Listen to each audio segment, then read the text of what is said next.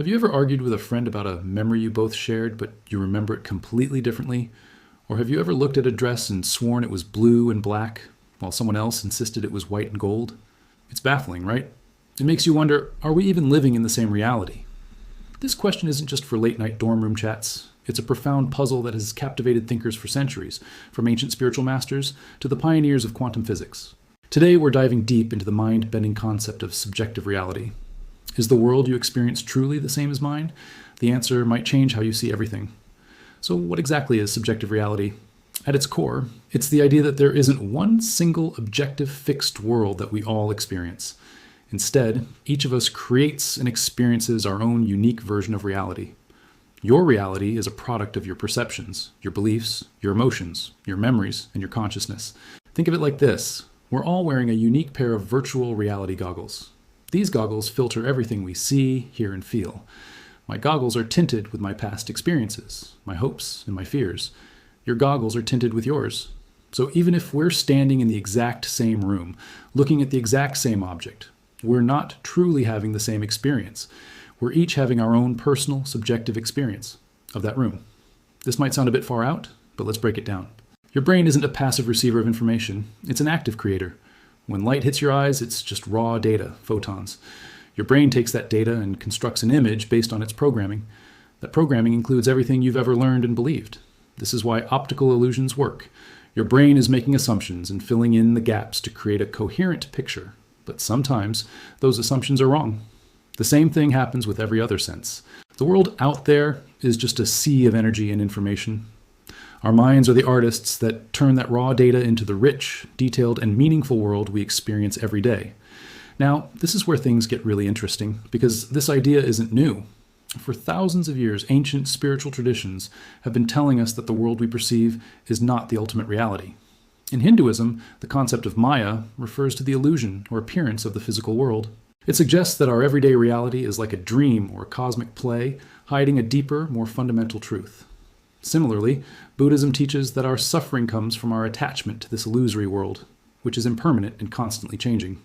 These traditions encourage practices like meditation to quiet the mind, look beyond the illusions of our senses, and connect with a more fundamental state of consciousness, a pure awareness that exists beneath our individual, subjective realities. Fast forward a few thousand years, and science started catching up. In the early 20th century, quantum physics completely shattered our classical understanding of reality. One of the most famous experiments is the Double Slit Experiment. When scientists fired particles like electrons at a screen with two slits in it, something bizarre happened. If they weren't watching which slit the electron went through, the electron acted like a wave, passing through both slits at the same time and creating an interference pattern on the other side. But, and this is the crazy part, the moment they placed a detector to observe which slit the electron went through, it suddenly behaved like a particle, choosing one slit or the other. The act of observation literally changed the outcome. This is called the observer effect. It suggests that at the fundamental level of reality, things don't exist in a definite state until they are observed. Reality isn't a fixed, pre-existing thing.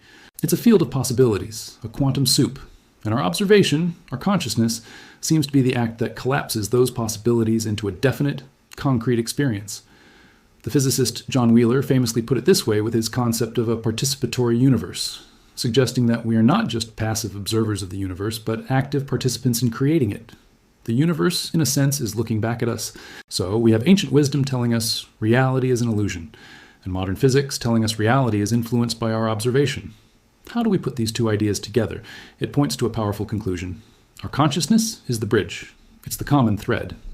Our individual consciousness acts as the lens through which the raw potential of the universe is filtered and formed into our unique subjective reality. You are, quite literally, a co-creator of your world.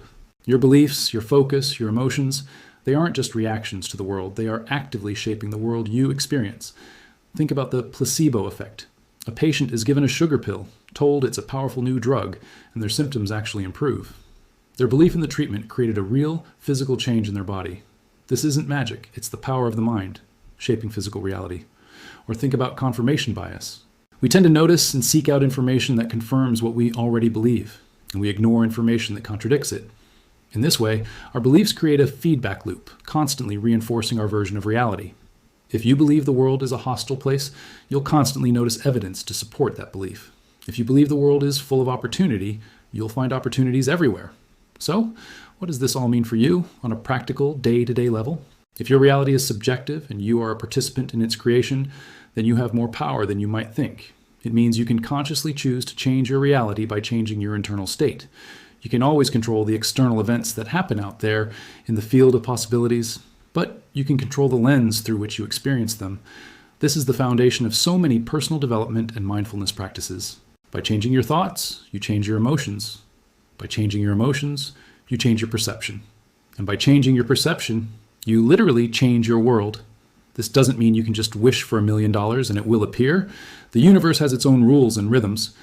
But it does mean that by shifting your internal focus from lack to abundance, from fear to love, from limitation to possibility, you begin to tune into a different frequency of reality. You start to notice different things. You attract different experiences. You start to see the world not as something that happens to you, but as something that flows through you and from you. You become the conscious artist of your life, painting your reality with the colors of your own consciousness. Ultimately, the idea of subjective reality invites us to take radical responsibility for our experience. It's a call to look within. Instead of trying to change the world outside, we can start by changing our world inside. Ask yourself, what beliefs are shaping my reality? What stories am I telling myself about my life? Am I focusing on what's wrong, or am I celebrating what's right? The world is a mirror, reflecting back to you the state of your own consciousness. If you don't like the reflection you see, don't try to break the mirror. Change the face you're making. This is the ultimate freedom. Realizing that the world is not a fixed prison, but a dynamic canvas, and you hold the brush. Thanks so much for exploring this mind-bending topic with me today.